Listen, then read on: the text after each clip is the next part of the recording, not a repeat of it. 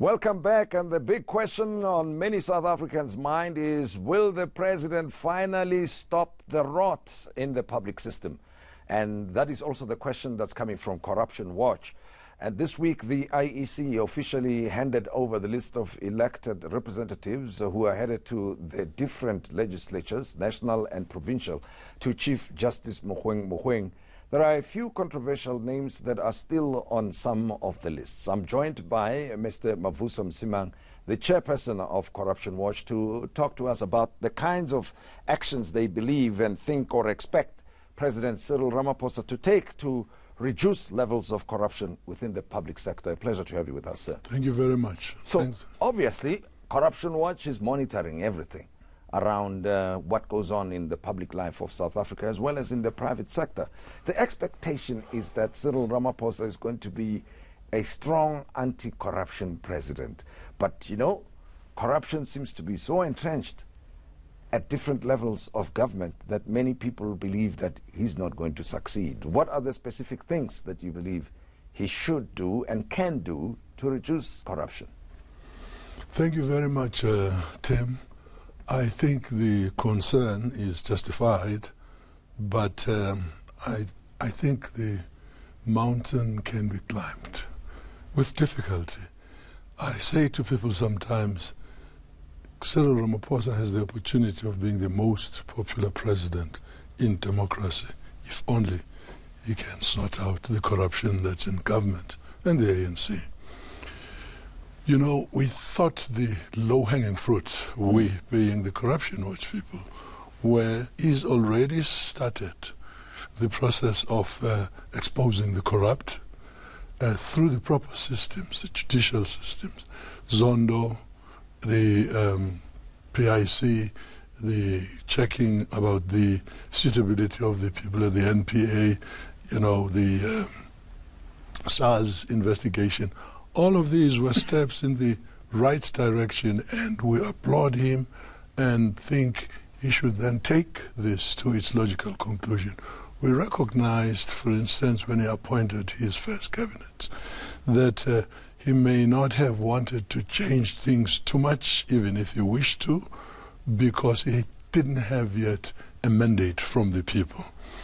Now he's conducted an election campaign whose plank was, among others, a fight against corruption. We think it would be good for him to look to strengthen, to go further with what's happening at the NPA. There's some reconstruction that's taking place there, meant to strengthen the hand of the institution in dealing with corruption. We think he should do that. We must congratulate him. We do on removing Shaun Abrams. Shaun Abrams. That was the removal of a big obstacle to the fight against corruption. We don't know Batohi, but one would assume that a normal professional person would do a better job. The removal of the two persons who were found not to be suitable is also a way towards strengthening these things. Now, we think you should proceed with that and really protect that institution and leave it there, by the way. Well, let's pause for a moment. And you mentioned those names that you mentioned, right? Shaun Abrams being one of them. People wonder, you can remove people and not take any steps against them for having subverted, if you will, the system. And they say, you replace him with another person. What difference does it make? It does not send a message to the public and even the specific institution that behavior of a certain type that undermines the interests of the people of South Africa will not be tolerated. So what else can he do besides merely removing people? I think it's to give them a hand, the institution, to be able to move swiftly.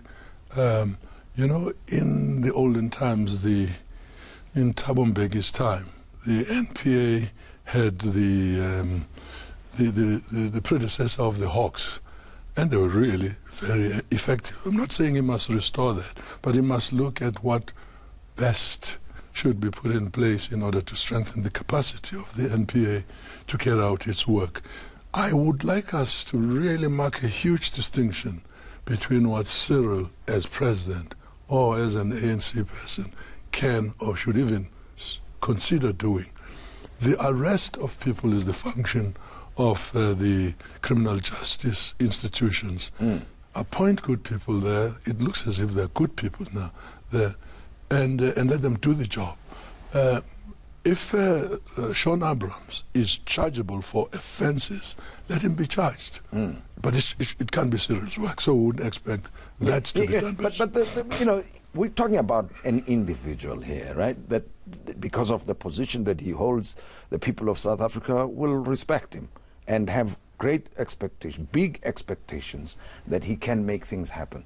But let's not forget, he's an individual who's got a lot of responsibilities on his shoulders.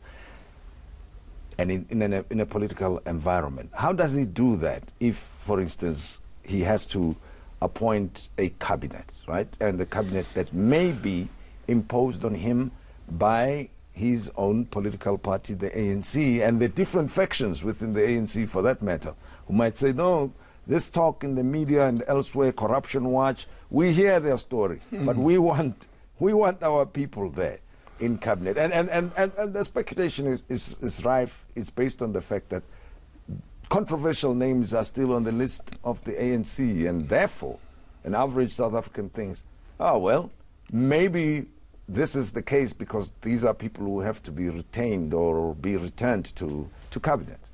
Yeah, I must agree with you in the first instance that the concentration should not be on an individual, Cyril Ramaphosa, but as a president, he wields tremendous power. Now, a number of things that you have raised. The cabinet, the last time I knew, was the sole prerogative of the president.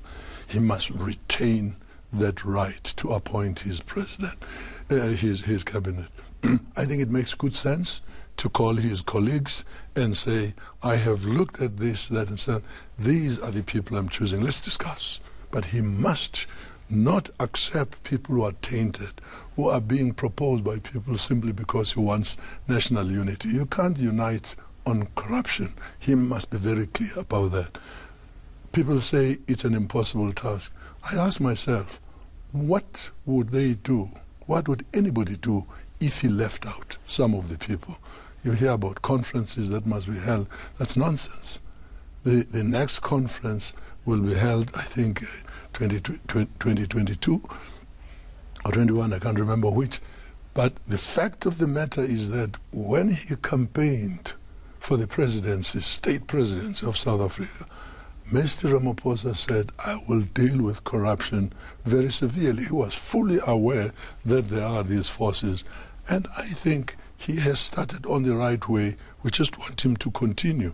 We propose, as you asked a little earlier, that some of the appointments that are being made must be very transparent. It's his prerogative to appoint the head of the police, of the NPA, and other appointments for Chapter 9 institutions. But it would only strengthen his hand if he said, I'm inviting experts or a certain set of people to do the interviewing and do it publicly. It's worked very well in the few instances that he has done. Now, let me take you away from the politics for a moment and look at what's happening in the private sector, especially where big money is involved. We see with the PIC inquiry, there's a lot of information that's coming out of there. What's going through your mind when you read or you hear about how deals are put together? And of course, Steinhoff is the main one that tells South Africa and the world that there are a lot of shenanigans going around in the private sector. It's sad that the entire nation seems to be bathed in a blanket of corruption. I mean, the private sector, this is not the first time that you are seeing high levels of corruption. Remember the bakery conspiracy when... the collusion on the bread price. Absolutely. The construction sector. Then the construction things, and more recently the other things. You know, these things happen because the institutions of the state are weak. You know, in Zuma's years, let's just face it, these institutions, one of them was headed by Ntlemeza. With due respect, what's this man's background? in the job that he was assigned. Besides, his character was such that he had been twice adjudged as having lied under oath, and that's the person you expect to lead this thing. So part of the problem, even in dealing with the private sector, has to do that you have a properly functioning justice system. Absolutely. And unfortunately, these corruptors corrupt us, the people who are in government. That's the thing. You know, Tambo used to say, don't use other people as a standard. Whoever said the capitalist people are your standard, if they are corrupt, well, we could be too, you know, that kind of thing.